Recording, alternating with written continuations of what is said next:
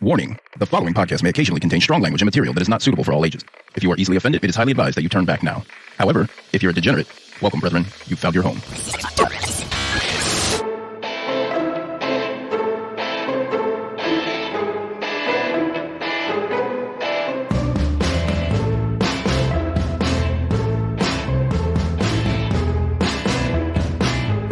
Welcome to the Crime Diner. This is a podcast where the three of us get together and tell you stories of true crime, cults, mysteries, and just general creepiness. That's right. We do this within a dinner with friends theme. I'm Nydia. I'm Dana. And I'm Cindy. So last week on the Crime Diner, I shared the story of Lindsey Booziak, and she was an ambitious real estate agent with the future ahead of her. She gets a call about $1 million listing, and she goes for it. But she didn't trust her instincts, and it ended not so well for her. Yeah, that was really sad, actually. Yeah. It's a story with twists and turns. And it's unsolved. And it's unsolved. Yeah. Yes. So interject yourself into it, and maybe you can solve it. Maybe you can solve a mystery. That's right. Hey, guys. There's a fucking timestamp if you don't want to hear us talking. I mean, really, it feels like you're lost, but people are using them, so. People come here for the banter, and they get a plus of a story. They stay for the story. Yeah. But it's the banter bonus, that brings them in. Obviously. But if you don't want that, Peak quality content. skip to the timestamps. They're in the show notes. Check the show notes. So this week, I'm going to tell you the story about a YouTuber who turned mass murderer. What the fuck? Who was obsessed with a Nickelodeon cartoon. In a very strange way. Yeah. Oh. Stay tuned. That's off-putting. It is off-putting. Okay. The whole thing is very off-putting. All right, I'm here for it. Yeah. But first, the food. Let us pray. Bless us, O patrons, for these thy gifts which we are about to receive from thy donations through Patreon every month under the power of the V podcast. Cult. Oh my goodness. Wait, are these wings? No, it is a roasted chicken. It's spatchcocked. Okay, all right. It was, I think you anyway. made that before, yeah. Yes, but this one is, and I'd like to pull it up as Dana wanted me to do, a YouTube themed story. So the YouTuber is Carnal Dish. This recipe is called Weeknight Roasted Chicken with a garlic and herb sauce. So, yep, that's what you have. What I made on the side was a mushroom risotto, which I know you guys love.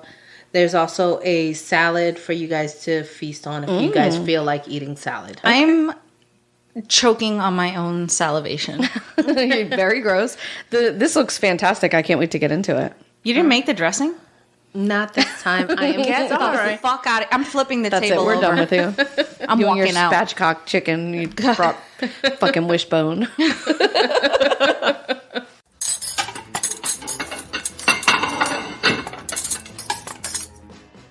Spatchcock? I mean, Chicken? I love spatchcock. Did I ever tell you I love spatchcock? I didn't know about the spatch part, but I have heard about the rest of it. I love spatchcock. I live for spatchcock. It was in my mouth. Delicious. All over my table. Melted right in here. Delicious with the mushroom risotto. I'm slurring my words. Oh, already? Every We're episode. starting, yeah. Every fucking episode you get You a may little have slur. a problem, babe. It's only a problem if I admit it. So Cindy made a spatchcock chicken. It was fantastic. I literally was like onto the bone. It had like a garlicky thing that she put on it, which lots felt of herbs and gourmet. spices. Yes, definitely gourmet. And then she had like a mushroom risotto, which when I first started eating risotto, I wasn't into it. Yeah. But now I'm fully invested. Why? It was just the right amount of moisture to So mushroom. if like you get risotto out like at a restaurant, it's not like hers. How so? Because it's much more like soupy, which I guess is what you don't like. Hers is what I like. Yeah. That's I because like you her. like rice. Yes. I mean, I like hers too. It's Yes. fucking delicious. Oh And my she puts God. like huge chunks of mushrooms in it, which like, Living. yes, please. Yeah. It was, to me, the dish felt elevated when she poured the, she didn't pour, she like kissed. She kissed it? With that garlicky stuff, whatever the fuck. What was that? It was a garlic sauce that came with that recipe that I told you from the tubes. Carnal Dish from YouTube. Yes. Now, if you saw me and Dana eating, we lost all form of decorum. Yeah, I had to like get up and wipe my face because I had chicken everywhere, particles all over my laptop, all over my fingers. Like I ruined a fucking brand new shirt. Did. Ruined it, and it was well worth it. Yeah, there was even a little salad, which like I wasn't into the salad. Could have been done without it. I mean, I appreciated the greens, and I had them just because I felt like I needed a little green in my life. But like the chicken and the risotto by itself, like oh my god, it was fantastic. Yeah, but the greens added to it. She did bring a whole bottle of Wishbone, which I was like, It wasn't as good as that lemon poppy, God. Whatever the fuck that I want to take a bath in. Yes. But Cindy makes a dressing like nobody's business. Yeah. And she didn't bring it this time. Yeah. She phoned it in again. What else is new? Week after week she phones it in, really. We're going to have to cut her And I've got to say, Danny actually makes that dressing. Of course she does. Of course she does. I know. Danny makes the sponge. Yeah. Danny makes the dressing. Yeah. Danny makes this. Danny makes that. Danny turns the oven on. Why isn't Danny here? Because she just turns the oven on. We should definitely cut her pay. Yeah, we're cutting her pay. You're definitely getting a pay cut. Sorry about it. So, in other words, it's negative pay. That's right. You're going to owe us money. I already do. Why are we drinking Phantom wine? You told me Phantom. That was the lead you gave me. Yeah.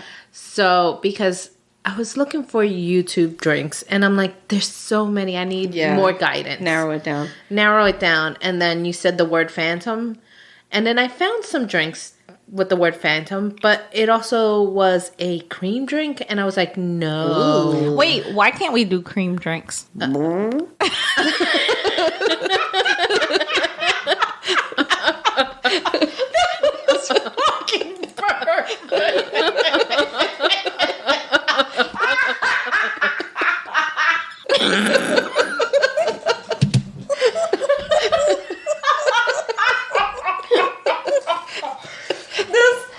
Off the rails.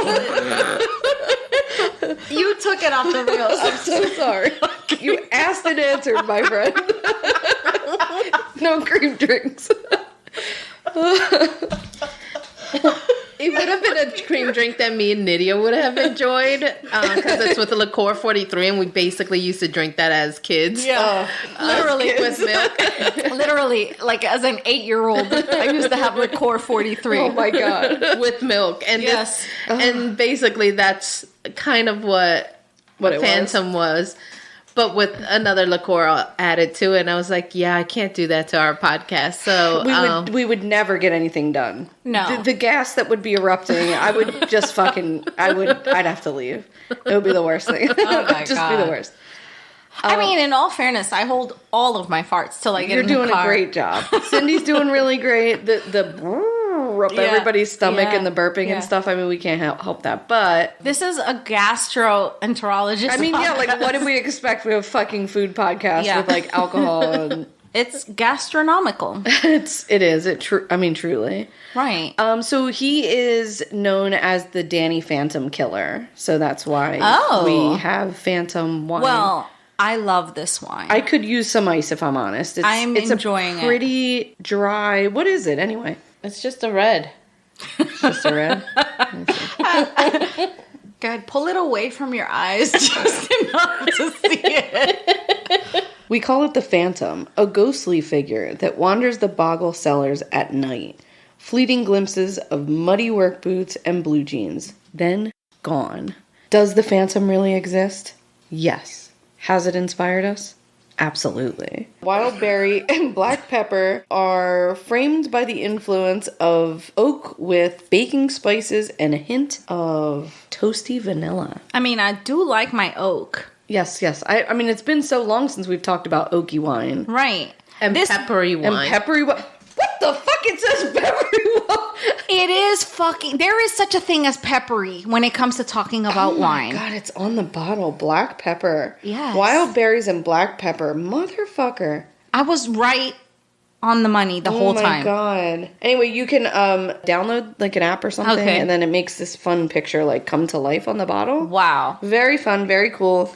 And it tells stories. Apparently, there's a story that goes with the label. Fun. But it's a California red. She's right. It's just a California red. Nothing fancy. I really like this. Yeah, it's fine.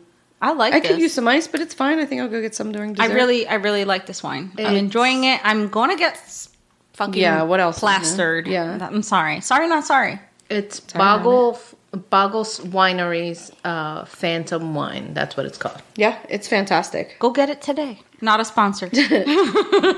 So, I've had quite a week. Yes. Quite a fucking week. So, on fucking Monday. Mondays are the worst. And this Monday, I got news that my nephew had kind of a heart attack. And he's only 19. So we were like... That was ew. very scary. Yeah, it was scary. And I'm not going to dwell on that because that's a really negative thing. And I'm just going to be positive for him. He's going to be fine. But right after I got the news about my nephew, my son got into a car accident. Yeah. Totaled his car. Now, if you're following along, and only a few people are, but if you were... yes. If you follow along in Patreon... Last week, as of this recording, Nydia was complaining last week on Patreon how she doesn't have anything to talk about with her therapist. Right. She's perfect. There's nothing wrong mentally with her. She has nothing to talk about with her therapist. And then the universe was like, pow, pow. Yeah, the Take universe that. was like, bet, I got you. That's right. And now I have plenty to talk about, which my appointment is tomorrow. Perfect. So, yeah, I have plenty to talk about. So, David, he's fine. He's fine. My son is fine. Everything's fine. It wasn't even his fault. So, it's not like... Even better, yeah. Yeah, it wasn't his fault. It was a corrections officer that hit him. Oh, even perfect. Yeah, so Perfect. David was in the left lane. The guy was in the right lane. And they were going 50 miles per hour. And he wanted to make a U-turn all of a sudden. Doesn't and even make sense. Crossed in front of David. And David hit him. He must have... I wonder if he just must have been like in a blind spot and he couldn't see that David was there or something. Maybe. But here's a weird thing. David's airbags didn't go off. And David has a brand new fancy ass car that is way better than mine. I wonder if he just didn't hit him like in a way that they needed to. You know what I mean? Yeah. Like, if he sideswiped him he or would have something. really... Yeah, it was a side swipe. yeah, that's probably why. He really would have fucked him up if he would have... The airbags would have deployed. Yeah. It would have hurt him. So I'm glad that it didn't. Yeah. So he was fine. He had to get out through the trunk, though. Oh, my God. The front doors wouldn't open. Each side Really? wouldn't open. Yeah, it was a real crumple zone. Yeah. But he was fine. He didn't get hurt. Yeah, totally fine. So he's good. Yeah. Now he's shopping for another car. Lucky He's him. thinking of getting a BMW. Oh, look at him. I'm like, okay, ass. How about no? Yeah, it's up to his dad, but whatever. Yeah. I don't have to pay for it. Yeah. The guy was really nice, though, because I was like, what do you mean you got into a car? Oh, my God. And the guy was like, I could hear him in the background. He's like, everybody's fine, ma'am. Everybody's fine. I was like, Okay, so you do not do well under pressure. No, not when it comes to my prince. Oh, God. Not when it comes to my boogie. Are you kidding me? I was like, are you okay? Get out of the road. Oh, my God. So, Should we rewind back to the Porco the Other White Meat episode? Shush. My baby's not like that. But, so yesterday I get a call. This was on Monday. We're recording on Friday. Yeah. Yesterday I get a call and he met me halfway because he lives about an hour away. Mm-hmm. So we meet each other halfway and I gave him a package that was delivered at my house. Mm-hmm. And his friend drove him. So we meet each other halfway. When he goes back home, he calls me and he's like, Mom, I live with animals.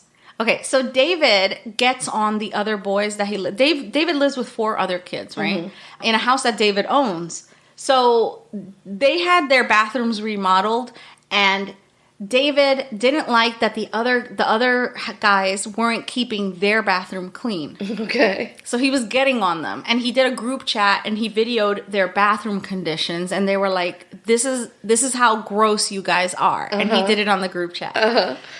So David left for like 30 minutes and came back, right? When he came back, somebody took their penis and sprayed piss everywhere in David's side of the house. Like where David and his roommate share. Oh my God. So the house is split into two. It's a duplex. 3 roommates share, so they share one kitchen between the 5 of them. 3 roommates share one bathroom on one side of the house, and 2 roommates share the other bathroom. David is part of the 2 on the other side. Yeah, so while David was out of the house, shut the fuck up. They took their penis and they sprayed. I hate that you keep saying penis. They sprayed on the walls. Now it's I got a lot of nerve. I said pussy like 2 weeks ago. Yeah, you have a lot of nerve. So they have tile from floor to ceiling tiles. So, it's not like it was on the wall. It's not a big deal, yeah. Well, it's a big deal. I mean, it's a big deal, but because David felt hella violated. And he was like, I want to punch somebody right in their face. Oh my God. And he's like, I don't know who did it because they're both denying it, but I know somebody did it. And I was like, well, David, it comes as a package deal. Like, you're living with these guys. Obviously, there's something wrong with them. They're pissed. They're lashing out by, doing this to you. But I was just like, I had to laugh. I was God. I was like, what did you do? He's like, I fucking had to clean it. Oh, what else am I going to do? What would you do? He was like, what would you do, Mom? And I was like, damn, that's a tough one. That's a hard question because... Yeah. I mean, like, right, this is how you learn how to, like, be with people. And this is really the only experience he's getting to, like, problem solve and, like, work with other people and, like, David's tough to live with, though. Yeah, they're fucking all nightmares. No, David expects the house to be like if 5 women lived there. I wonder why. Weird. Well, because he grew up like that, but David's not a clean person. He's not a clean person at all. Yeah. He's just mad. He's just used to like turning his back on a mess and it magically disappearing. Right, of course, yeah. So he wants other people to be like that. So is David keeping his own space clean? Yes. Okay, so then he is a clean guy. Yeah, he is. He's because he brings girls over or whatever, and he doesn't want them to see a mess. Right, yeah. So what he did was he locked his bathroom. So you got to ask him permission. I'm like, oh, great. I've covered this on a few podcasts. You have to ask him permission to use the other bathroom. There's another bathroom, obviously, on their side. Bathroom. Yeah. But you have to ask him permission to use his bathroom. And he locked the kitchen. The kitchen is on the one side of the duplex, and he locked it. He's like, you're going to have to ask me for permission. I'm literally going to stand there and watch you. Get the fuck out of here. Mm-hmm. Well, I don't think that's the right answer. I mean, it's going to be short-lived. He can't possibly do that. Plus, his dad's in Peru, so his dad's really the one that because his dad basically stays there all day. Oh, my God. I know. But these shenanigans don't happen when his dad's there. Of course not, because there's a grown-up there. Right. Yeah. So the good thing is that one of the kids graduates this year in May, so he'll be out. Mm-hmm. And another kid is from New York. And he's a long way from home, and they're all on the baseball team. Yeah. So I think the one kid's going to get cut, and it doesn't make sense for him to stay in a school so far if he's not on the team. Yeah. So I think he's going to go back home at the end of the season. Okay. It is interesting, like, how it all, like, devolves as the year goes on. You know what I mean? Like, when they all start and they're all, like, gung-ho in the beginning of the year, and then, like, it just sort of all crumples by the end, and you're just like, yeah, it wasn't what you thought it was going to be. Right. That's life. That's how it is, you know? Exactly. So I told him, I'm like, listen, I had to clean up after your little hose downs until you left the house. Yeah, really. Right, yeah. And nobody helped me do that, right. you know? And he was like, yeah, but I was a clean angel. I was like, okay, bud. Because he's like saying, well, these are grown men. I was a baby. I was little. I'm like, you were literally 17. Yeah, you were like, literally like, after like 13 you can... It was like last week. Yeah, right. Also, weren't you just here at Christmas like making a mess? Yeah. So, I mean, you know, he's hard to deal with, but... Right. Yeah. My students earned another free day. Yes, what are they doing? I'm going to report back. Okay. So they haven't had it yet? No, they haven't had it yet, but there's some drama happening in the classroom. Ooh, really? Yes, there's some drama. Do we get to tune in? Tune in for the drama. Okay. There's like, I had to have a talk with them about being mean to each other. So I have a little kid who likes another little kid in the classroom. Like has a crush? No.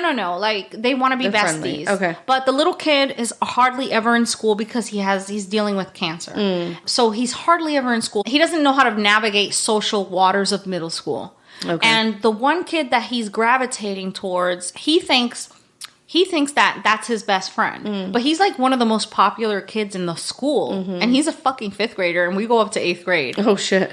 So this little boy is very popular and he's very kind. He's very nice and everything. Yeah. But he doesn't like clingy people. And my little cancer boy is very clingy because he really wants friendships. Yeah. And I get it. But he's not going about it the right way. Right. So the one kid, the popular boy, said, "Stop following me so much." And he's like, it's gay. And we're like, what? Oh my God. Yes. Also, the boy might be gay himself. So the we're popular like, kid? Yes. Yes. He still hasn't figured out his sexuality. Yeah. The one kid, the little cancer boy, was like... It turned into a whole drama. He called his mom and called it bullying. And because he called him gay. Yeah, because he called him gay. Yeah. So I brought them back and I was just like, you guys were best friends. Yeah. Until something was said. Yeah. And now you're not best friends. And I gave them a whole fucking speech about, friendship and everything. And all week long, they weren't talking to each other. Okay. But every day after lunch, I would gather them because in lunch, it's where they socialize. Yeah. I would gather them and I would be like, hey, we need to stop picking sides because some of the class was like on the one side. So today, all of the fucking speeches that I was giving them about like being accepting and being friends and like, when somebody doesn't act according to you socially, maybe question why that is. Yeah, why are they worshiping you? Whatever. Yeah. So today, my popular kid decided to throw up the peace flag and become friends again with the other kid. We love that. Yeah, so it was really cute. That's really sweet. It started out with like, hey, do you need help on that? And I was like, oh shit, he's helping. Yeah, that's so sweet. And then the other one was like, because I was like, you know what, you guys are gonna make up. I just didn't want the whole class to like be team one kid and team the other kid. I didn't want to split the class. You know what I mean? Yeah. Because that was happening. Yeah. And so what ended up happening was like, I was like, we're not gonna pick sides. Because we're going to let them work it out, guys. Yeah. All right? We're going to let them... I'm like, we're going to let them work it out. And if they don't work it out, we're just going to leave it as you don't have to be friends with everybody. That's right. But we do have to be kind to everybody. Yeah. In this classroom, we're going to be kind and respectful. Oh, my God. If we're not going to get along. Bitch. So, today... He was kind. He was kind. That's so sweet. The popular boy, too. He was like, hey, do you need help with that? And then the other kid, the cancer kid, was like, oh no, I finished that, but can you believe how hard it was or whatever? And then the other kid was like, yeah, he didn't find it hard. But he was like, yeah, it was really hard. Oh, that's so sweet. It was such a fucking attempt at being kind. I love that kid so much. It sounds like he really like soaks in what you have to say and like they all applies do. It to they his really life. all do. That's so great. They all do. That's amazing. They hang on my every word. I have to be so careful about what I say. I have to be so, like, I love to talk to them about murder. Great. Love that for you. I'm sure their parents are thrilled by that. No, I'm just kidding. No, but, like, I love... Will you join my cult, children? They Come would. on, little children. They would. They would join my cult. Kids learn best when they like their teacher. Yeah, yeah. And it's a cool I mean, I can, gang. like, remember my 6th grade teacher, like, and, like, many conversations I had with her because I, like, really liked her a lot. Yeah. Like, I remember lots of things she taught me, like, little spelling quirks and, like, little math things. And, yep. like, yeah. I call them hacks. Yeah. Life smart. hacks. Yeah, that's smart. Yeah. No, but you know what? They're nice kids, and we're getting along, and it's like a little community. We're coming off of like a fucking whole pandemic thing. Yeah. So I really wanted to be like a squad. I'm like so proud of you. Yeah. Ooh, be careful with squad. Why?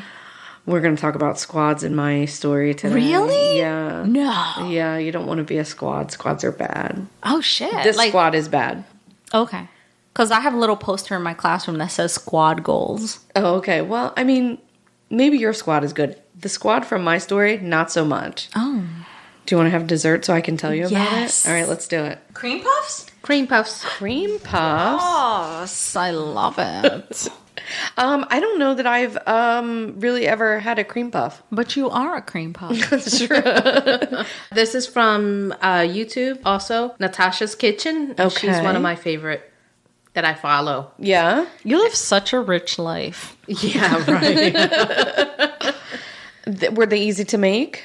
A lot easier than I thought, but I never piped before, and there was a lot of piping involved, and Yeah. I actually had to pick up a piping kit. Well, you should have said something. I would have set you out. Well, I should have my own. You should have a piping kit, yeah. I had a piping kit too. Did you? Yeah. I thought you were thinking of a whole I other packed piping. a pipe. Goodbye.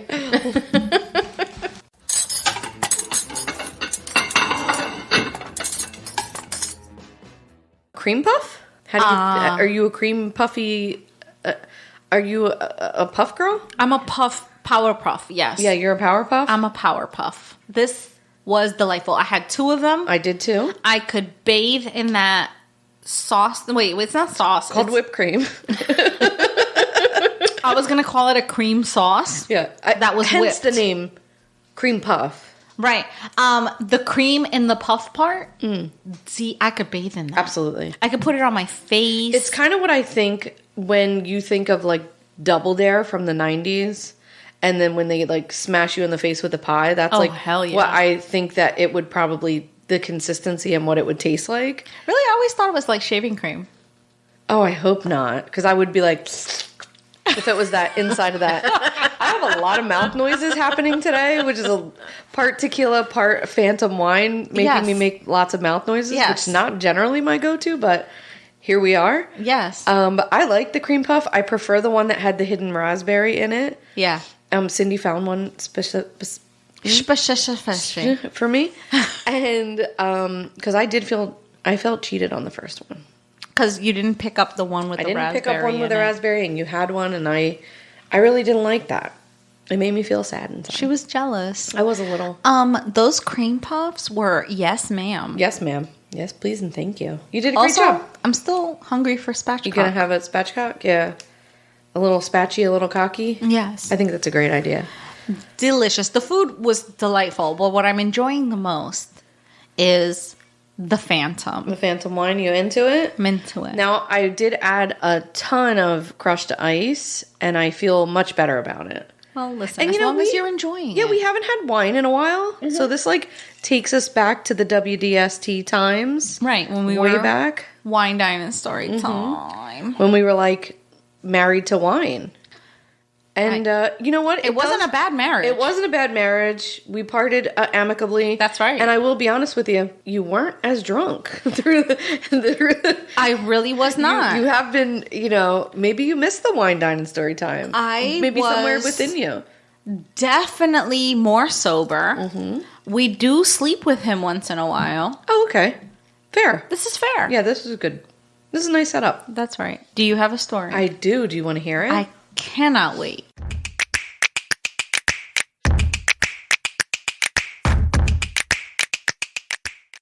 Hey, you!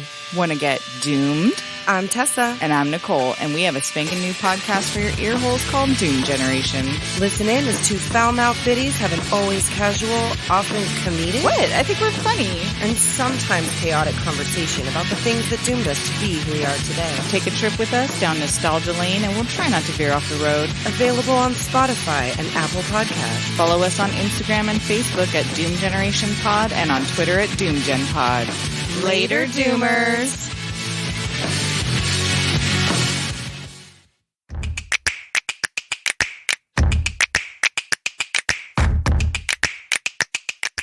So today I got my story from YouTubefandom.com, reallifevillains.marahis.org, hawklife.wordpress.com, Wikipedia, Danny Phantom Fandom, schoolshooters.info, and a YouTube video. School shooters? Yeah, the school shooters info is actually his, I won't call it a suicide note. I will call it an email that he sends out to a select group of people just before he dies. Was it a suicide email? Sort of. It was like him explaining like why he does, like A manifesto. Yes, that's probably a better description of it. Yeah, definitely. Ew. Yeah. Wait, how old is this guy? He's 24. So this is hardly a school thing. No, but he was obsessed with the Columbine shooters. So I guess that's why it's on there. I don't know why it's on that website, but that's where I found it. Okay. So Randy Robert Stair was born on September 17th, 1992 in Pennsylvania to his parents, Robert and Lori Ann Stair. Randy had a younger brother. He was just like 2 years younger than him, named Jeremy. And after Jeremy was born, the little family was complete. Randy was described as a very shy, introverted child and always preferred to be alone in school, but also at home as well. Very, very, very introverted. Like, he would look away when people talked to him. He didn't even seem to be like interested in friendships or like having friends or making friends or being friendly with anybody. Like, he just... Was he on the autism spectrum? You know, I don't think so. Like, I mean, of course I can't diagnose him, or I don't know if he was diagnosed with anything. And I'm going to tell you now that he was on YouTube. His fucking life is documented from like 2008 till 2017 when he dies. Oh, he was on there for a while. I mean, he was on YouTube, like every fucking thought that he had. Did he have a big following? He had a little bit of a following, like a little cult following. And we'll talk about that a little bit. But I mean, yeah, people watched him, and he like made it onto some famous YouTuber's video at one point because of his, his content. So like, no, right? But like, he did a little bit. Yeah. Okay. But he's kind of like this podcast. Exactly. Actually. Yeah. Right. But he was just like, I don't even think that, like, you know how sometimes when people don't have a lot of friends and it like makes them sad, or, like they're depressed because they don't have a lot of friends. Okay, so I don't think that was the case with him. Oh, okay. I think he was just like, I don't have a lot of friends. I don't want a lot of friends. Right, got it. I don't even really want to interact with my family. He just didn't like people. He just did not like people, yeah. I don't like people. I can't say that I blame him. Right. Randy was a decent artist, and he would spend much of his time creating characters that he saw, off Nickelodeon cartoons. Like, so if he liked a show, he would create like spin-off characters in the same cartoon style as the characters from, Timmy Turner, SpongeBob, Danny Phantom, whatever. Oh, that's pretty cool. Yeah, it was kind of cool. Yeah. Okay. He was an outcast for sure, and he didn't make many friends during his years in school, and he never had a date or a girlfriend or even a crush, as far as he ever mentions.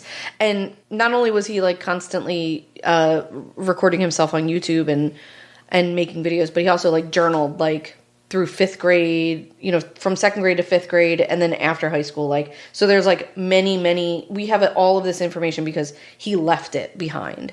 He was probably a highly intelligent person. He seems like it. And like very articulate when you watch his videos. I have some clips that we're going to play. He's strange, a little strange, but he's really, really articulate. He seems really smart. He can draw, he can edit, he can make videos. He's doing a lot of this like video editing by himself.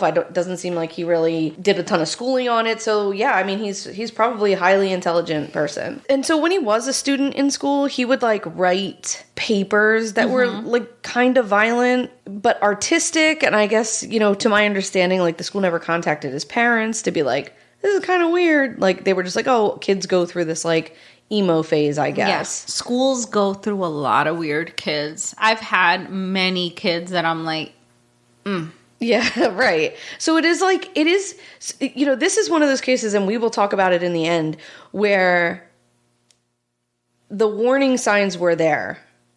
The warning signs were there since he was a little guy. And it's like, so at what point do you say this is something's going on here? But what do you do with that information? I've had every couple years, I'll have a kid where I'm like, this is a potential school shooter. Yeah, I mean, like, as a teacher, I don't know, but as his parents, he should have been taken. Yeah, but as a parent, you give your kids, like, you just see them, you have blinders on when it comes to your kids. You see them in a different light. Yeah, so I don't, like, he says in his letter, his final letter, right, that like his mom doesn't know, and I'm going to talk about that, like doesn't know how bad it is. But like if you watch his YouTube videos, they're very disturbing. Well, see, so like it's like, are you watching every single thing your 24-year-old kid does? No, of course not. But like his followers are, and people are watching. Right. You know what? We've done stories where like the perpetrator goes on the social media, and like you can see them literally losing their fucking mind. That's this case 100%. Right. Yeah. You can see the progression of them losing their fucking mind and then, doing these horrific crimes. Yeah. But that happens so often that how do you pinpoint the ones that are going to go over the edge and the ones that aren't? Right. And it's like, so then do you address every single case? Right. And then you're like, the boy that cried wolf. Yeah, exactly. Or are you like, do you potentially stop a mass murder? Because this kid is crying out for help. I mean. But every time you stop one, it could have been the one that got. You know what I'm saying? The actual fact that you stopped it. How would you even know? How would you even know that they had the potential to keep going? I mean, we'll get into it. He plans this for months Christ. And months and months, and like tweets about it and makes videos about it. But he never like physically says the words, "I'm going to kill a bunch of people." Right. So like, but. We'll get into it. We're jumping all over the place. Wait. So, like I said, he never had a date, never had a girlfriend, never had a crush, and just didn't seem to be interested at all. Right. In friends, in girlfriends, in socializing, nothing. In people in general.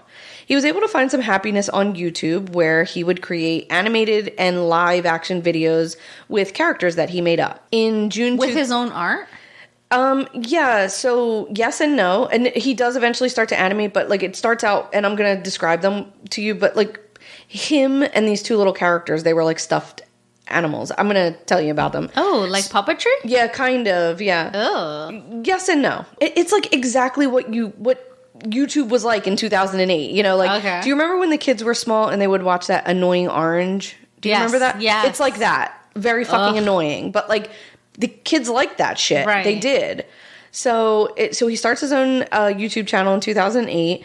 He had a little previous channel before that where he was creating videos but with music and stuff, and it got taken down for copyright. Like he got striked too many times for like using people's music. Oh. So then he makes this Pioneers production in 2008. Okay. The channel will be a little different. They were goofy little comedy skits centering around three main characters: Randy Stair himself, Froggy, and Whale. And Whale was like a little small stuffed animal. A whale? Yeah. Okay. And Froggy was... a frog. It was a little plastic red-looking frog that he found in a shopping cart at Wise Supermarket. One day he just found it in the cart. Okay. And he said it was dirty and it smelled like cigarettes, so he took it home, he cleaned it up, and he started using it in the comedy skit. And, like, you can watch these skits. Like, Whale was, like, gay and attracted to Randy, and he would be like flirting with Randy, and Randy would be like, no, I'm not into this, and like whatever. But Froggy was like this funny, like aggressive character. It was weird. It was very strange. And what part did he play in it? He played himself. So he would like interact with these little like and that were gay for each other. Like the whale was in love with Randy, and the frog was like, I guess, like homicidal or something. Like the frog was like violent and weird, but not like as bad as it will get. Yeah. So do you think his name was Randy? Randy, yeah. Do you think Randy was gay and like didn't know how to express it? We're going to talk about Randy's sexuality, or not his sexuality, but we don't know. He never says. So he used the platform to express himself in comedic ways. Was it funny? Yeah, a little bit. Okay. Like I could see my son at like 10 or in that age, like watching Tweens. Yes, because my kid would watch that Annoying Orange where he was like a cartoon orange, and he would like with the big lips, and he would just go in the supermarket and be like, I'm Annoying Orange, I'm annoying, and I would be like, turn that fucking thing off, it's so fucking annoying. And my son thought it was the funniest shit. I know. And I'm like, so like, yeah, it was like that kind of like dumb shit that happened in YouTube in the early 2000s, Right. And still today. Definitely. So he had this one video titled Mr. Horsehead Meets Mr. Wooden Alligator, and this got picked up by Equals3, which was a very popular YouTube channel at the time, YouTuber Ray William Johnson, and his video was viewed by millions of people because that video was picked up and, talked about. Okay. So Randy didn't gain massive success from YouTube. He did get a small cult following from his animations, and he devoted basically all of his free time to making these videos. It's a lot of work. Yeah. It seemed like Randy was able to find some happiness with his little success. He made some friends with other YouTubers, but just online or whatever. Right. Fans, and most importantly, he found a way to, escape from the depressive world he saw around him. Right. In 2010, he got a job at McDonald's, and it seemed like he was ready to start his adult life. He was just 18 years old. And good for him. he, after 3 hours, quit his job. Oh, no. His parents were fucking pissed. Oh, no. And he just was like, no, this is not for me. Right. This is way too people-y at McDonald's. Right. Simply no. Simply no. So in 2011... I really like that for us. yeah. That seems to be our catchphrase. It's our new Simply no. Simply no. In 2011, he became an official YouTube partner, and this was before YouTube had sponsorships and ways to make money. So YouTube would pay you if you were doing well. So Sounds he was official. doing well. He was doing okay, That same year, he graduated high school and he attended a local community college, but he was really not interested in pursuing it because he did not want to work for a living, which... Can you blame him? Yeah, same. I mean, feelings mutual, but... Yeah. I don't think he was making a lot of monies from his videos, but since he was not a person that really went out or did a lot of socializing, he really didn't see the need to, have money or work, Right. He wasn't trying to get with the bitches either. He definitely was not. My mouth is full of cream puff. Love that for you. He complained a lot in his videos about his dad, and his dad was always badgering him for a job. His dad asked him if he got him a job at Weis Supermarket, which his dad was the manager of one of the supermarkets, if he would just work there. He agreed that if his dad got him the job and he didn't have to do anything to get the job, he would show up. Wonderful for him. And that's exactly what happened. He did. He went to work. His dad got him the job, and he did. He worked. He Really? He went to work, yeah. Oh, and he okay. stuck with it. Oh, Yeah. how about that? I don't think he enjoyed it, but he did it. Right. At this point, Randy was spending most of his time making videos and figuring out what kind of content he wanted to create. He tried to make videos, gaming videos. He was a brony, which is a bro. I'm sorry. It's a bro who is a fan of My Little Pony. Oh. So he tried to make content of other shows and cartoons he liked, but nothing really stuck. Brony. Mm-hmm. Wait a minute. Got There's a whole world of bros who like My Little Pony, and I'm just cannot even fucking. I'm here for it. Fucking tell you. Hey, listen. I like the brony thing because it feels like the most not dangerous of the group. Definitely. Yes, you're right. The safest man. The safest man is a brony. You're 100% right. You're 100% right. That's not the case in this instance, but Men generally who choose speaking, to gather amongst the My Little Pony crowd does not scare me. no, I think they're great. They're fucking great. They're I probably like so My Little much Pony fun. too. Yeah, they're probably so much fun. Fuck yeah. That Cheers to the bronies. Also, that reminds me of the I know, Bob's Burgers episode. They had an episode about that. About bronies? About bronies. But I that's don't think hilarious. they called them bronies, did they? No. I don't remember what they called them, but... Emma, report back. But then, Oh, shit. he finds Ember McLain. Wait, what? Okay. Ember is a character. Ember. Ember. Oh. She's a character from the Nickelodeon cartoon Danny Phantom, hence the wine. Oh, Danny shit. Phantom. Do you remember Danny Phantom? No. Do you? I think I caught one episode. I probably caught a couple of them. Yeah, it was came out when the kids were our kids were really small. Right. I like Danny Phantom. It was I wouldn't call it a spinoff. but Natalie it was used to watch the it. same creators of Timmy Turner Yeah. and the Fairly Odd Parents. Yeah. So the same creators. So Danny Phantom is an American animated action-adventure television series on Nickelodeon.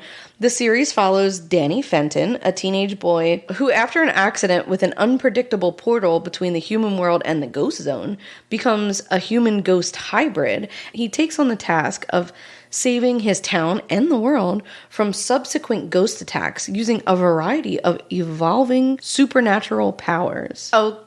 Okay, I remember Natalie watching that Yeah. because Natalie is also a contemporary of Yes. your Randy. Yes. Natalie was born in 94 though. Okay. But I remember her putting on Danny Phantom. Yeah. My least favorite cartoon of hers. Oh, I like Danny Phantom. I thought it Really? was pretty good. Yeah. I actually liked it. Yeah. I don't like it. I was into like Danny Phantom and the Fairly Odd Parents. I really love the Fairly Odd I like Parents. the Fairly Odd that Parents. was a good one. Yeah, I could get into that.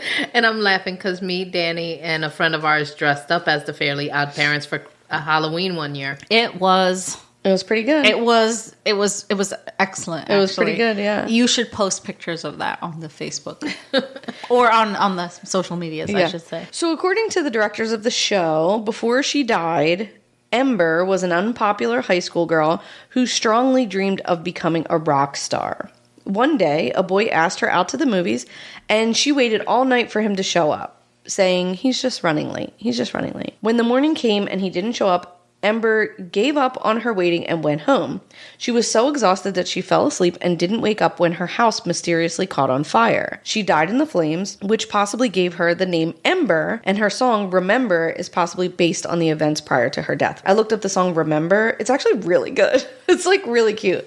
That's dark. It's dark, yeah. For a cartoon backstory. Yeah. I don't know, like, if you ever hear that on the show. Like, I Googled, like, her backstory, and that's what it was. Fucking dark. She uses music as a sonic weapon to hypnotize her enemies and tries to take over the world, and she gains strength from people saying her name. So her song is Remember Ember. So, like, when they say her name, she, like, gains strength. It's actually a pretty good little story, yeah. So he's into it. He is fucking in love. The first person he ever has a crush on is Ember. Gross. Yeah, he's in love with her. He feels super connected to Ember. He said things like he knew her before he was born. He knew her from another realm. And these are the things where you're starting to be like, okay, this is very serious mental illness. Like, this is beyond. What are his parents saying? I don't know. I don't think he really interacts with them at all. What do you think? I mean, like, I think he let's like powwow. I think he like lives in their basement, or like his room is either in his room or in his basement or whatever. And he's just on his own. He's in his room. He goes to work at the supermarket. And then he comes home, he just, like, sits in his room and, like, plays video games and, like, my fucking kid does that. Yeah, like, you know, makes videos, makes this content and, like, is probably excited by the content that he's creating. And what he's doing is and I'm going to talk about it in a second, he creates this spin-off world. Right. Called Ember's Ghost Squad. And I'm going to talk about it in a second, but like he makes these other cartoons based off of Ember and like draws them in the same cartoon format. Like you almost can't even tell they're not part of. Can I see it? Yeah. What do you think the parents are like fucking doing? I don't right think now? I think they're thinking their kid is 20. He's going through a phase. He's 20 maybe? something. He's always been like this. He's always been like this.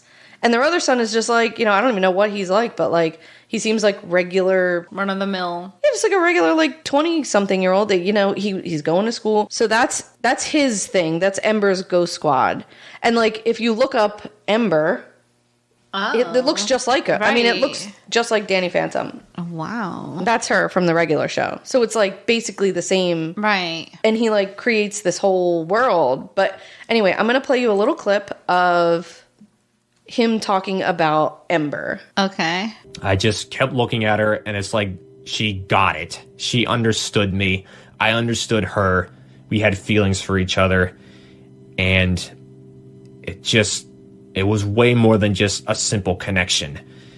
It was life-changing. I went into a zone that I had never really been in before. So that was like on a video. Like this is all one of his videos. This is all. So like this is public. Anybody that is paying attention should be able to be like, yeah, that's a cartoon, right? And you're 20 something.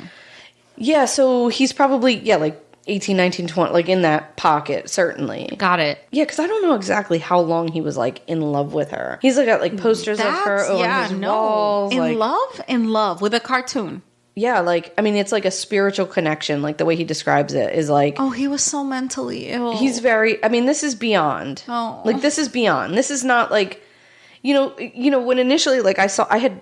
Of course, I found this video on TikTok, and when you first initially watch it, you're just like, oh, this is so weird. Yeah. But as I'm gonna tell you, like, this is very serious mental illness we're talking about here. Like, the things that he believes, like, this is, I mean, I'm not gonna diagnose this, what the fuck do I know, but like, it feels like had he gotten some help, he might have been able to be a cool YouTuber and like have a cool life if, you know, he'd gotten the help he needed, but he really needed some serious help. Definitely. Oh, he really did. It was around this time, you know, when he's a college student. He goes to community college for a couple of years to study mass communications or something. Oh. But he's just not into it. He does not care. And it was around this time he experiences his first real loss. One of his friends dies in a car accident. Wait, he had a friend? I think it was technically his brother's best friend. So like a kid he grew up with, you know? Somebody within his circle. Yes. Actually, and then so that kid dies, then his grandfather dies. I might even have been his great-grandfather. But within a 1 year span, 6 people close to him die. Holy shit. Yeah.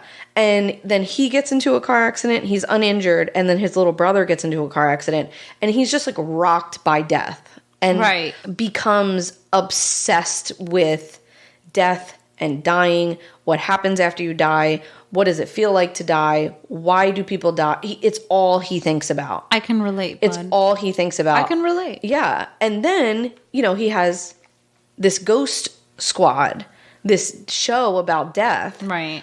And this person who seems to get him, and she's sad, and she's, you know, and he just latches on to this character. As I recall, she was very melancholy. Right? Yeah, I think so. Yeah. Okay. Yeah, she's like, you know, she dies after being stood up on a date. Like, that's a very sad fucking story. You know what I mean? Yeah. So this is when he creates Ember's Ghost Squad. So like I said, it's an animated spin-off series that he creates using the same artwork. And this Ghost Squad recruits suicidal teenagers to join the squad after they die. Oh, yeah, no. Okay. And that's like the point of the Ghost Squad, yeah. So like all of the characters, Cindy will post a picture of, you know, the Ghost Squad. Those are all like teenagers who have died by suicide that are like part of the squad. Definitely not the message you want to send to teenagers. Right. And that's like what his channel becomes, yeah. So he decided YouTube should have shut that shit down. Yeah, so he decides that the channel with Froggy and Whale is not as successful as he wants it to be. Okay. And that he's going to kill off these characters and he's going to focus on Ember's Ghost Squad. He has a little cult following where people like Froggy, people like Whale, like whatever. This little clip I'm playing for you is him killing Froggy on the episode. Okay. Why are you doing this? Because she told me to.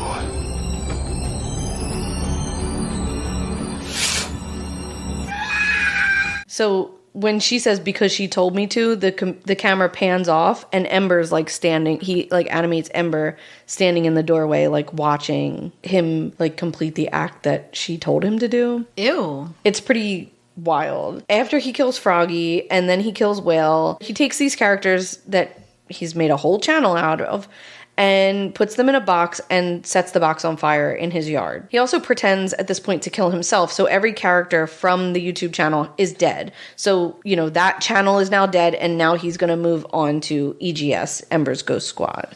Okay. So from this point, he also changes his name to Andrew Blaze, which he hates the name Randy. He's always hated the name Randy. I don't know why he hates the name. He fucking hates the name Randy. He chooses Andrew because of Hurricane Andrew. Oh. And Blaze because fire's cool, I guess. So he's dead set on destruction. Yes, absolutely. Hurricane and fires. Yes. So during the killing of Froggy, he fucking stabs this like frog. Oh no. Like a bunch. And so he had like cut his finger or like stabbed himself somehow. And the injury was so bad that he would need a couple of surgeries to fix it. And yeah, it was like very violent. The video was really violent. Surgeries? Yeah. Like I guess he like ripped some tendons in his hand. What? So he had to, get surgeries to fix it. And his finger would remain bent for the rest of his life. What the fuck? Yeah. So this also meant that he was not able to perform his duties at the supermarket, and they had to move him to the overnight shift. So basically all he could do was like stock shelves. This was fine with Randy because less people, and it provided him the ability to work on his animation more. Now he's double isolated, where everybody in his family is asleep while he's awake. Right. He's working with only 1 or 2 or 3 or 4 people, just a few people. By his own choosing. By his own choosing, by his own, issues, things that he's done. Yeah. So now things are going to really start to devolve for him here. I would love to hear from the people that worked with him. I'm going to tell you a little bit about the people that worked with him. Probably stole a whole ass rotisserie chicken. He may have. No, they were like, he was the nicest guy. If you were a patron, you would know that reference. Yes. They thought he was nice? Yeah. Oh, how about that? He probably doesn't say anything to anybody. Yeah. I wish you could see your face right now. You have like a wine smile. Like, show Cindy. Like a wine Really? From the like red From wine. drinking? Yeah. And I'm also eating cream puffs. Yeah, Do I you're have doing cream great. puff on my face? No. My life is set. We're going to have to take a picture of that. My life is set. Yeah, so things start to really devolve from here. Got it. He believes that everyone receives a soul contract before they're born, and that contract predetermines how your life will play out. And I think other people believe this too, but like, I don't know. He believes that after he dies, he will join Ember and the Ghost Squad. In cartoon world. Yes. And so he also believes that he is a woman living in a man's body, and that when he dies and he joins the squad, he will finally be the woman that he has been inside this whole time. I don't know Randy's gender identity, and I'm not sure he knew it or the words for it. For years, he had been secretly dressing in women's clothing. Probably, he's a trans woman, but we just don't know because he never said that. He does say it in his last email and his suicide note that, like, he says also in one of his videos, his greatest desire is to get out of this body and back to being a woman again. Really? Yeah. He at some point like contemplated having gender reassignment surgery, but I guess he felt like it was too much, too hard to live in that reality. And wow. Interesting. He maybe if he had the help that he clearly needs, he might have been able to live a life that he really wanted to, but he was just not able to get there. I will say that he is very, very, very homophobic. He's very racist. He's also, he doesn't like men, like a misanthropist. I don't know how to say that word, but a person who doesn't like men. Like he believes that he's a woman inside, so he doesn't like men, but he also doesn't like gay people. So it's like, there's a lot happening here. Right. It sounds like he was very mentally ill. Yes, and absolutely. it had nothing to do with the gender identity. No, I don't think it has anything to do with the gender. I think it was just like, I think that's just another combination with. Yeah, I think it's just another aspect of his life that he was not able to relay to somebody like, hey man, I need some fucking help here. And he doesn't believe in therapy because he says that it changes who you are fundamentally as a person. So, like, you are who you are. Like, you are your mental illness. You are your, it's all fucked up. The whole thing is fucked up. I don't think it has anything to do with his gender. I think his gender was just, like, a thing that happens to be happening that he does not know how to deal with. Yeah. Whether that makes him gay or not gay or being attracted to cartoons. Like, maybe just being attracted to a cartoon that is not going to reject him in a way that, like, anybody in real society would or had or whatever. Bottom line, we're complex creatures. Yeah, absolutely. And he just had a variation. He had a lot happening. That was a lot happening. Certainly. That's it, yeah. Yeah. Had he had the help that he needed, maybe things wouldn't have been so bad, but this is what we get instead. It just became this evil, dark ghoul. The warning signs were always there. They were there from the beginning. It's the truth. It's the honest to goddess truth. And you heard me right. I said goddess. I didn't say God. I said goddess. But I don't believe in God. I believe in a goddess, which is Ember. Dad can drop f***ing dead. I'm your f***ing kid and you don't know anything about me. You don't know how I truly feel about anything, and I can't tell you that stuff. And then all he f***ing seemed to care about was, like, me getting a full-time job and making money and then trying to move out of the f***ing house and start my own life and all this shit, which I knew I was never going to do. I don't see why it was such a big f***ing deal, because I was still part-time at the store. I was still making money, you f***ing whore. I was making f***ing money. I wasn't just sitting around doing nothing. I was virtually full-time at the f***ing store as a part-time f***ing worker, you damn. And you make it out to be like I wasn't doing anything with my f***ing life. Kiss my f***ing ass. All that was on my mind anymore were girls. And girls and girls and girls. I could not get girls off my mind. And the whole cartoon channel is girls. Dead girls. And in the squad, like myself, there are people who were guys on Earth that become girls in the Ghost Squad, which is where I'm going. But it's all girls. So clearly, I mean, he is hurting. That poor baby. And like, that's the thing that makes me be like, God, if somebody watched this channel and saw him doing that. Yes. And just was like, hey man, do you want to talk about this a little bit? Or can we like... Nah, this would have had to start earlier. Oh, yeah. You know, like, I sometimes, like, not that I'm a perfect parent. I'm not. Yeah. But if I would have seen something like that, this little boy started way early. Oh, yeah. I mean, the pictures they show of him, like, as a little guy, right. like 5, 6, 7 years old, he had his head down. Like, he just has always been like this. So, like, right. I do feel terrible for, like, his dad that has to fucking hear it. Like, you know what I mean? Like, it sounds like... I mean, their parents had, like, a Wednesday night date night that they, like, went bowling every week. Like, it seemed like they were just, like, the all-American... I mean, who knows what the fuck is happening behind closed doors. Right, yeah. But, like, it seems like, you know, that he wanted his kid to, like, get a job and be normal at 24 years old and do the things that you're, like, supposed to do and start your own life and move out. Like, what we all want for our kids. So it's like... But he's like, I was never going to do that. I was never going to do that. And he knew that. Oh my God. That, like, pains me. Because, like, you want to be supportive to your children in the way that they need you to be. Right.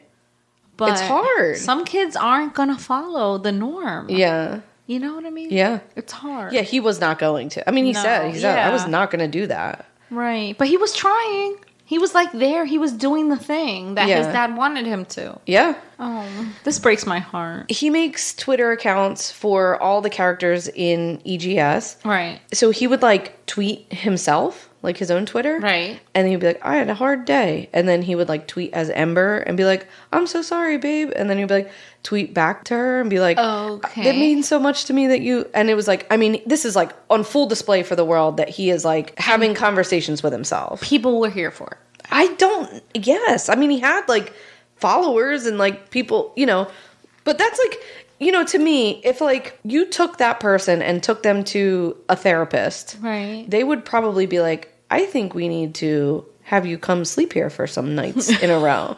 Because this is, like, this is psychosis. Yeah, like, this is, you are having conversations with people that are not like they don't exist. Like, that would be like a psychiatric... Why is that wrong? It's not necessarily wrong, but like, if he was doing that in the room with you and like talking to people that we couldn't see, right, you would be like, this is psychosis. You're having a psychotic break. Right, yeah. You know what I mean? So whether he was doing it through cartoons and like, but is that still... I mean, I don't know, but like, it seems like not good. As a society, we've created a set of rules.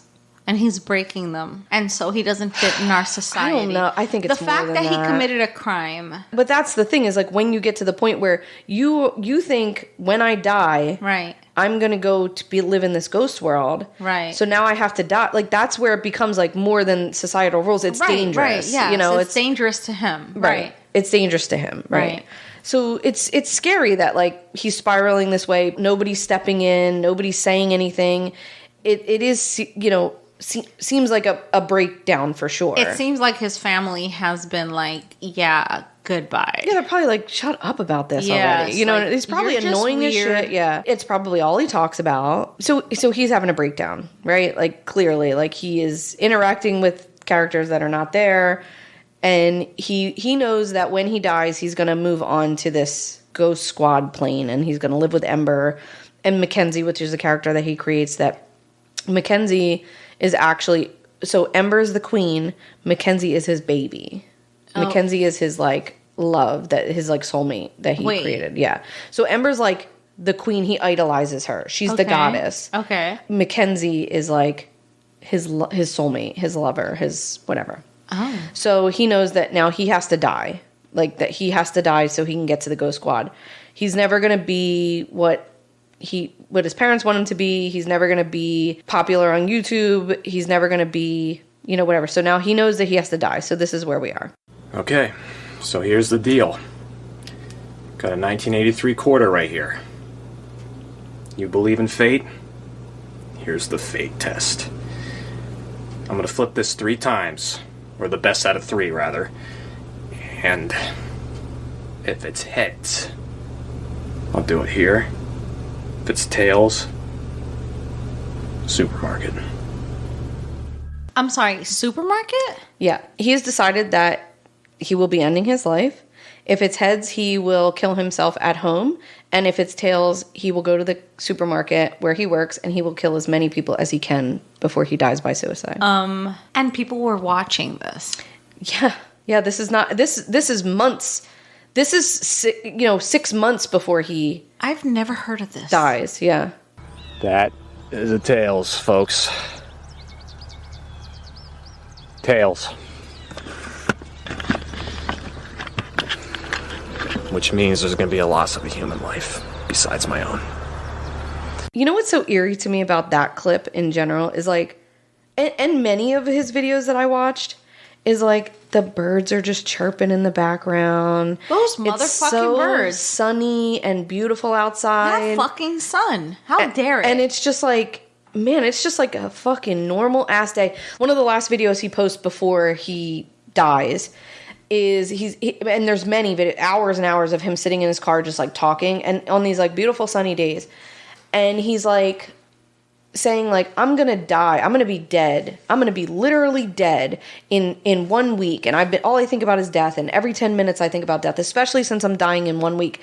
And I'm like, all of the people that he's about to kill don't get this week to appreciate what he's appreciating. Right. The sun and the things and the, whatever. And he like has this whole like big monologue that he's like, thank you for the late nights of live videos on YouTube and thank you for this. And I hope I affected your life in this way and that way. And it's all this like, beautiful, like, reminiscing about his life. And this mother that you kill and this granddad that you kill, they're just like existing and stocking shelves at Weiss supermarket. Right. And they have no idea that the guy they work with every day is planning and has been planning their murders for months and months. Also, I'm disappointed at the watchers. Yeah. And like, so people like comment on his, like the darkness of his videos and how dark things get. And they're like, why are you like doing these dark videos? Right. And he's like, I'm just acting. It's just me acting. So it's like, he's not dumb. He's not a dumb person, Still, though. But it's pretty fucking dark. Yes. Yeah. So besides Ember McLain, Randy is also obsessed with 2 other real winners, Eric Harris and Dylan Klebold, the school shooters from Columbine High School. Well, that would have clued you in. Yeah. He would spend hours and hours on forums about the shooting, and he would wear natural selection shirts in honor of the school shooters who had made those shirts the day of the massacre. And like nobody knew that he was like wearing these shirts. Like nobody realized that the natural selection was like a nod to the Columbine shooting, and he was just like walking. You see him in videos wearing the natural selection t-shirts. Wait, tell me about these natural selection t-shirts. So the Eric Harris and Dylan Klebold, the day that they shot up the school, a big thing about, they were wearing trench coats and they were like goth kids, but they were wearing t-shirts that they made at home that said natural selection. And so he would like mimic them. He was obsessed with them. So he would like made his own shirts so that he could like pay tribute to them or whatever. Wow. Yeah. In his final letter that he would send out to a bunch of people the night he dies, and he sends this letter out like in the midst of the shooting, like right before he starts shooting people. Nobody sees it, obviously, because it's like the middle of the night, until it's way too late. In the letter, he says that it's obvious that no one knows how bad I feel, how bad my depression is. Nobody understands how bad it is. And that's obvious because his mom buys him a pistol grip Mossberg 500 pump action shotgun, which is the same gun that was used by the Columbine shooters. Wait, why? He must have asked for it. He wanted it, maybe for his birth. I don't know why she bought it for him. I'm sorry. Yeah. And she wasn't brought up on charges? No, no, he's a fucking grown up, like, Yes, but you don't know that your child, like, you don't even, first of all, she's not watching his videos. She's not watching his videos. My daughter says, I have a YouTube channel. I'm doing TikTok. Right. I am there. Yeah, I don't think... I'm her fucking first follower. Yeah, I don't think I'm my son's first follower. I follow your daughter. I follow your daughter, too. Okay, so, like... Yeah, I don't know if, like, maybe they didn't realize what YouTube... I mean, you gotta... Okay, so this was 2017, so, like, it's not that long ago. But, like, he'd been making YouTube videos since 2008 when he was, like, a young teenager. So it's, like, I don't know where they just, like, he's fucking weird making these weird videos in the basement. Like, I don't know. No. I don't know. No, I'm sorry. He defends his mom quite a bit and says, like, she doesn't know how bad this is. She got him a fucking gun. She got him the same gun. Yeah, I'm sorry. I don't know that she knew that either. No, honey. This is a human living under your roof. Like, you better fucking get a clue. He went and bought himself another one to match it. Between you and me. This is not between you and me. Okay, between you and me. Your son comes and lives and doesn't leave his room. And acts just fucking hella weird. Yeah, would you buy him a fucking gun? I wouldn't buy him a gun if he was a regular kid that wasn't acting weird. Right, thank you. But, you know. Thank you. Yeah. But that's me. That's not her. No, that's also me. How about you, Cindy? I'm looking at Dana because I thought she bought him a crossbow. I bought him a tiny little crossbow, and he immediately almost killed me with it. So, like, I learned my lesson, okay? And we were on a Katniss phase, okay? I wanted the crossbow, too. Okay. And they shot something where the arrow fully could have murdered somebody. Yeah. David wanted a BB gun. David wanted a BB gun since he was like 11. Yeah. And simply no. Yeah. Simply I mean, Gage no. had like little airsoft guns and things like that, but like, no, they were mostly, you know, whatever. I wouldn't get David. That's because he didn't have a dad. I wouldn't get David any kind of weapon. Right. And he begged for it. I was like, no. Simply no. Simply no. Simply no. I mean, you're certainly not getting a fucking pump action 500, whatever the fuck. Right. Mossberg 500 pump action shotgun. Yeah, I'm sorry. A pistol grip. No, thank you, sir. No, thank you. So he buys himself another one to ensure that if one jammed, he had a backup. I mean... He duct taped the grips of the gun the same way Eric Harris did. I hate that. He kept journals just like they did. He sawed off one of the shotguns to inflict more damage just like they did. He almost did not have one original thought. I was just going to say that. Yeah. He did not have not one original thought. He even made a propane bomb and put it under his boss's desk the night of the killing like Eric and Dylan did. But just like them... Wait.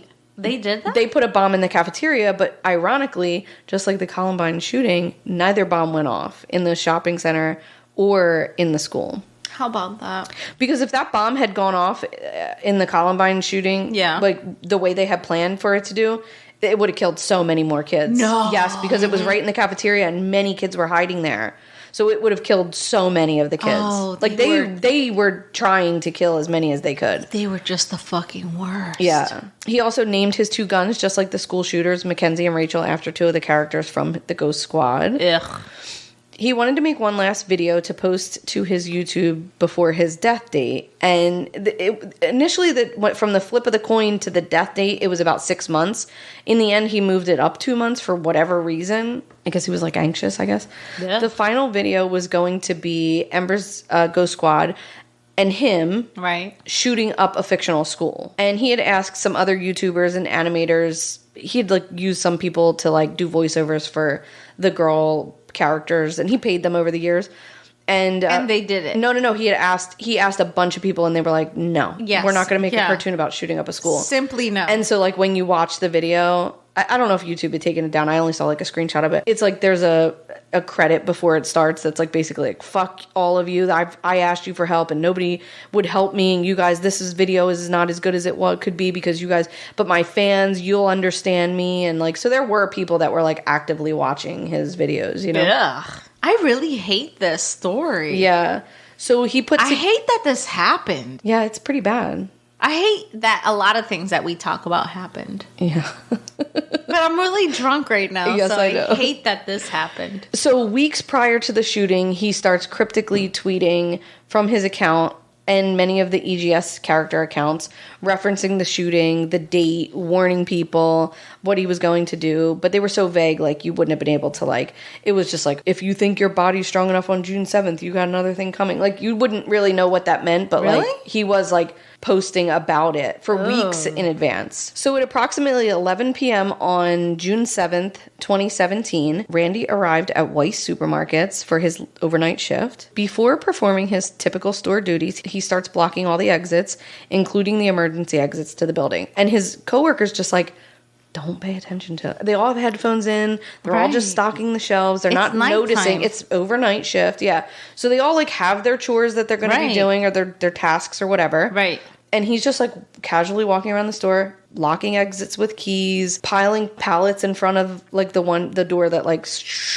I don't love that. The sliding glass door. Yes, the big one. Right. He puts like a bunch of pallets in front of it so that people can't get out. He parks his car behind one of the exits so that he just goes around blocking all the exits. Wow. At 12:10 a.m., How many people were there? 5. Including him? Yes. Oh.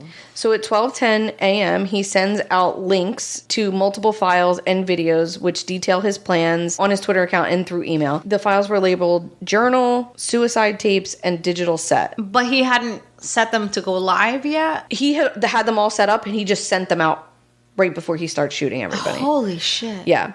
So that's at 12:10 a.m. Okay. He goes out to his car, he parks it behind the back exit, he gets the 2 guns, and he just starts walking around the store shooting people. He goes up to Victoria Brong. She's 26 years old. He just shoots her. He shoots her like 5 times, like in the hip, in the like back. She turns around, tries to run away. He shoots her in the back of the head. Then he comes up to Brian Hayes. He's 47 years old. He shoots him multiple times. He keeps walking around the store. He finds Terry Lee Sterling, who was 63. He shoots him multiple times. He walked up to Kristen Newell, who had earbuds in. Many of them had earbuds in. The one guy, I believe it was Terry Lee Sterling, he hears him coming. He had earbuds in. Right. He hears him coming and he turns around, and so he's face to face with him when he just pulls the gun out and just shoots him. So Kristen Newell has earbuds in, and so she doesn't even hear any of this happening. And they see on the surveillance video and like the CCTV after the fact, he stands there and watches her for 5 seconds, and then for whatever reason doesn't shoot her, just walks away. Really? And so wait, how old was she? In her 20s or 30s. She's young. You think he liked her? I don't know. Maybe she was nice to him one time. I don't know. Oh my God, Jesus! Be nice to the fucking weird guy. In these videos beforehand, in these journals and the videos, he has all of this journaling. The one, I don't even know if it was a journal or not, but he says like, if I see Victoria, I'm going to shoot her, but I won't kill her because she deserves to suffer. But he does. He kills her violently. So wait, it's just so like, what about the girl that he doesn't kill? I don't know. He doesn't write about her? I'm sure he did, but I don't know information. He wrote about everything.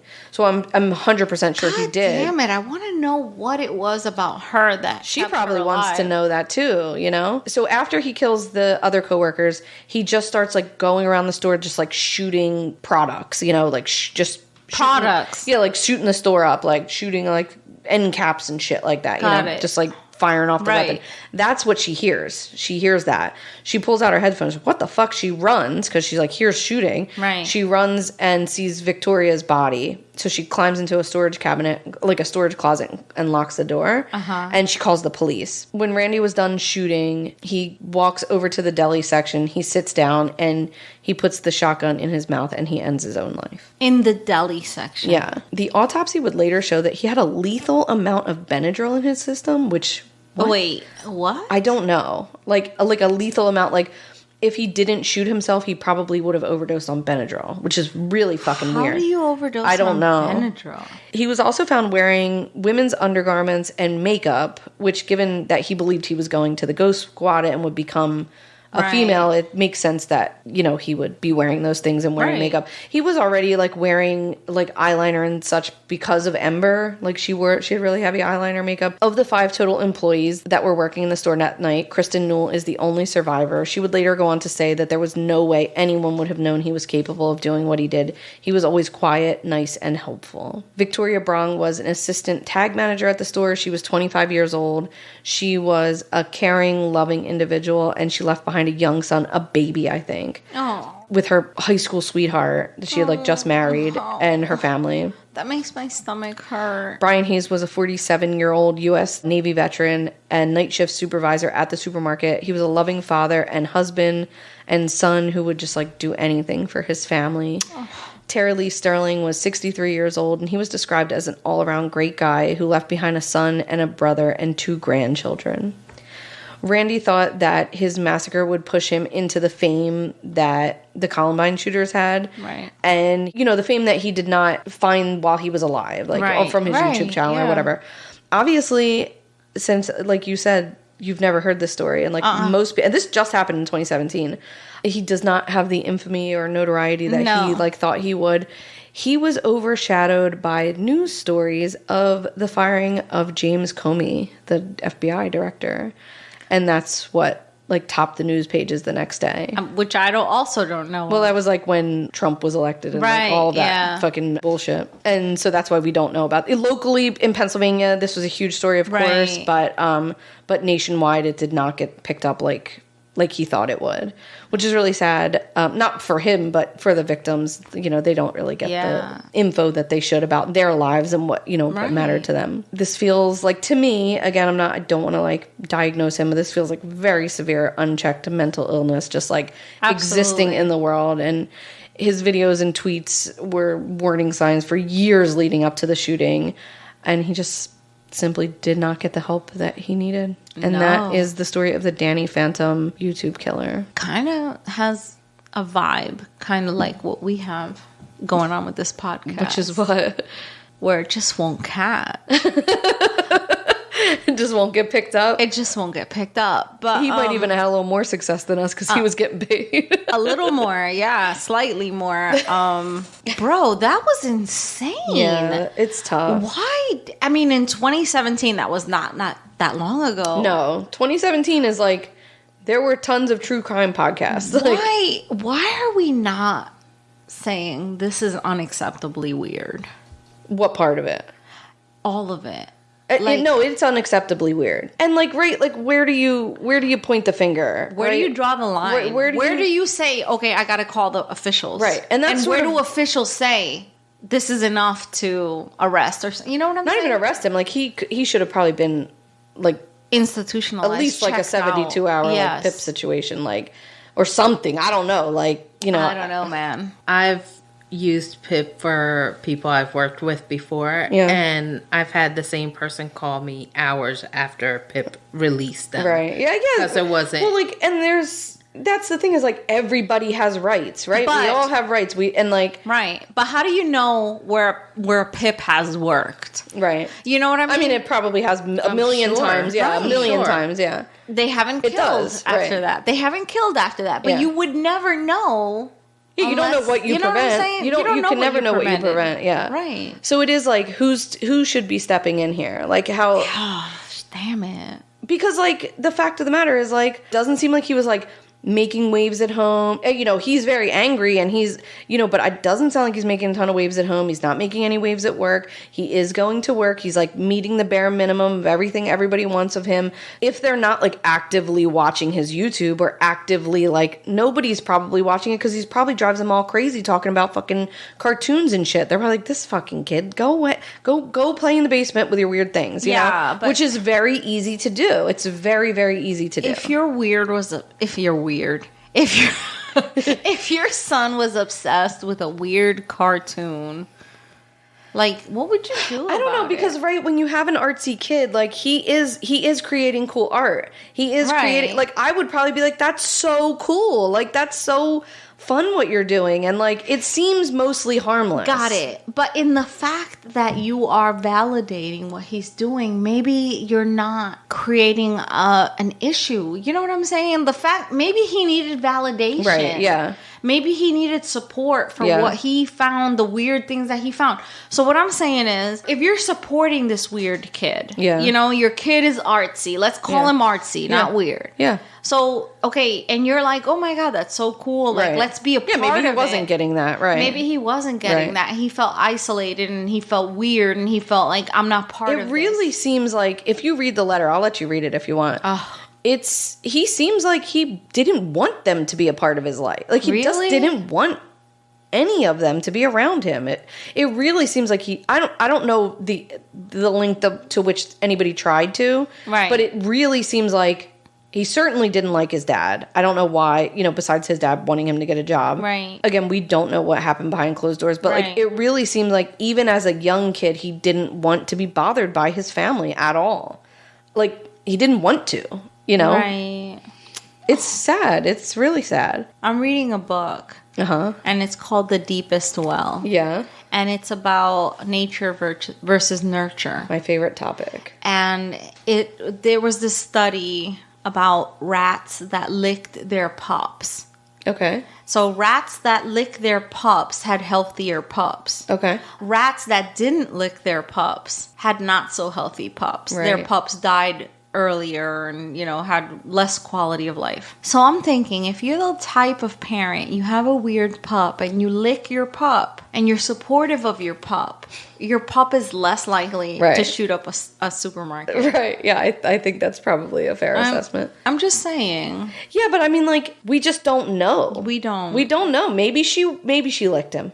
Maybe she did lick her pup. Maybe he licked him too. I don't Maybe feel... they licked both. And why is the other kid not? I don't feel like he was a licked pup. We cannot say that. Odd pup. He was an odd pup, yeah. He was an odd pup. He was odd, certainly. Yeah. And even as like a real small little guy, he was an outcast and like didn't want to be a part of the group and didn't want to. Like, every video I watched about it, and I didn't find any podcast on this at all. Really? Unless I was like Googling it weirdly, but there was tons of YouTube videos, of course. Right. I never heard of this. Yeah, I only heard of it because it was on TikTok. But every video like goes out of its way to be like, he didn't want friends. He didn't feel sad he didn't have friends. He didn't want them. Right. He didn't feel sad his family wasn't involved in his life. He didn't want them to be a part of his life. Like, he just didn't want it. So it's like, it almost is like, well, if he doesn't want it and he's not causing any problems, like, why bother him? Just let him sit in his room by himself if that's what he wants to do. Yeah, but you don't want people to feel isolated. But he didn't. It seemed like he didn't feel isolated. Right, but you just... So it's like, how far do you push it of somebody who doesn't want you to, I don't want to blame the parents, right? Because they're also victims. But I'm just saying, if I had a child that pushed me away, I would just be like, hey, I really like your stuff, Yeah. Like... So, like... You're so creative. I will tell really you, like it. My kid can be this way. Right. He can be really... I mean, like, my kid does many hours of isolation in his room, playing video games and whatever. I remember when things got really tumultuous when he was probably 12, 13, 14, in that pocket. Right. And they all do at that age, I guess. Yeah. Or at different ages. Certainly, yeah. There's always a bubble. I can remember that my ex and I like sat him down and was like, how do we fix this? Right. Like, this is bad. Like, we're all upset. We're all miserable, whatever. Right. And he was like, I don't want to eat dinner with you anymore. I want you to leave me alone. Okay. And we were like, fine. If that's what you want. If that will make you happy, then like, it's not what I want, but like, I'll do it. Right. And like, it did help. And it was like, it made me sad, but I was like not going to push him, like force him to eat with me if he just didn't want to. So it's like, it is like, at what point are you like, do you back off if they keep being like, leave me the fuck alone, Right. But here's like, I would back off, like, cause my son is like, okay, you're being too much, but I would back off, but I would still be like, so what's going on? Like, hey, I mean, who's to say they didn't? Right. Yeah. We just don't know. We don't know. We just don't know. Right. Oh. We just don't know. He may have, he really wanted to do this. He planned this for years probably, but certainly for 6 months. He wanted to do this. And there is like a certain point, like, I don't know if anybody ever tried to do it. It doesn't seem like that. Because he like documented everything, so I think we would have heard about it. But like, you just can't commit someone. People have rights. We did the story about like where the woman committed herself, Nellie Bly, like committed herself so she could get like a scoop on what we have rules and rights for a reason, because people were just committed because they were annoying. Like, men were annoyed with their wives, they would just commit them or like whatever. Like, you can't just commit somebody. So there are like rules and regulations about that. So it's like, it's hard to just like make someone go to a mental hospital, Even when they're locked up, because some of the stuff I do, and I said to some of the judges I worked with, and I was like, can't we just have this kid work with a therapist? And they were like, if they deny it, we can't force it. Mm-hmm. Right. And I was like, ugh. It's tough. You know, because they because need we have rights. Health. Yeah, they need it, but like you can't make people take a vaccine. You can't make people take chemo. You can't make people do things they don't want to do, even if it's good for them or bad for it's tough. It's tough.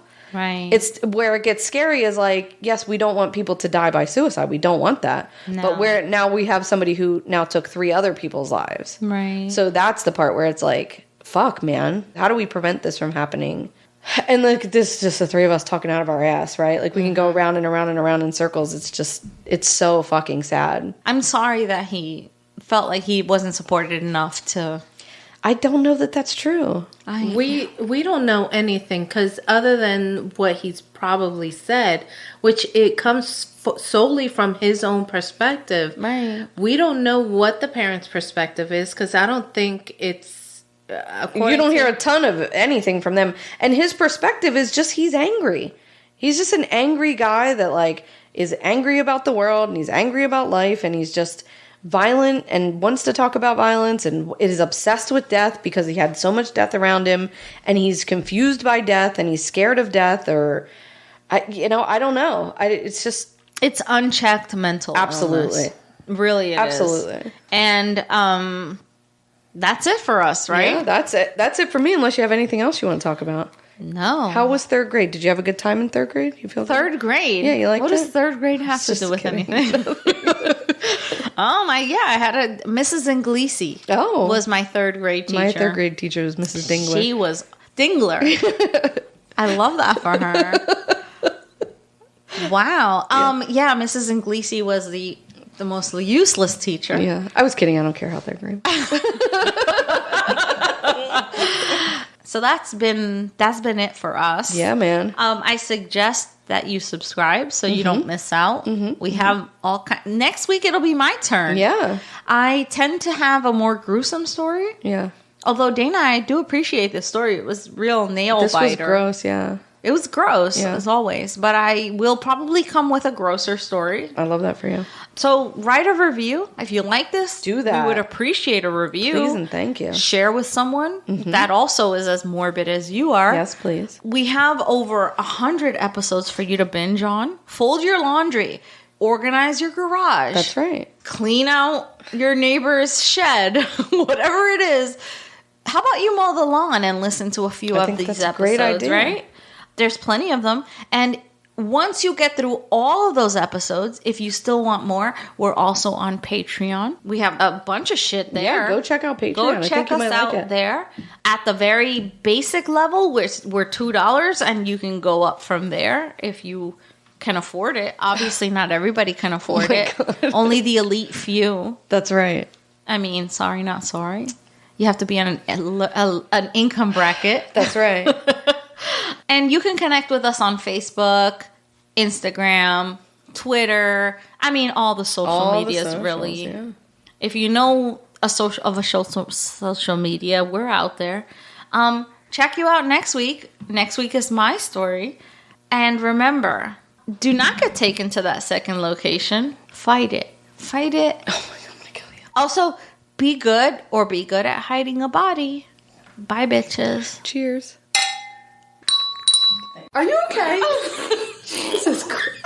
You're so fucking loud. You're disgusting and I hate you both.